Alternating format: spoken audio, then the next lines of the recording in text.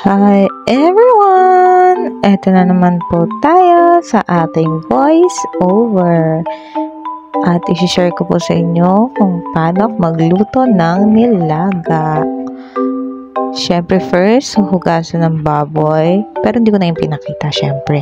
Naglagay lang po ako dyan ng water, onion, and then garlic, pampalasang sangkap lang, the usual, syempre, and then konting salt, tsaka paminta. Yes, kailangan yon.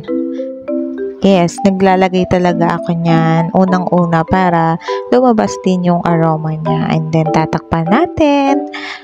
And then, naantayin kumulo. At yan na, kumulo na. Syempre, lalagyan natin ng chocolate na honey. Charot. Beef cubes. Yan. Para sumarap siya lalo. And then, hindi pala ako naglagay dito ng repolyo. Kasi, hindi naman kami masyadong kumakain ng repolyo. Ang nilagay ko lang dito is patatas. Ang yan na nakikita nyo, and then pechay. Tapos sinama ko na rin dyan yung tangkay ng mga pechay kasi matigas siya at gusto siyang kainin ni Bunso. So para malambot na malambot siya pag kinain ng aming Bunso. And then tatakpan ulit natin siya at aantayin kumulo. Ayan na.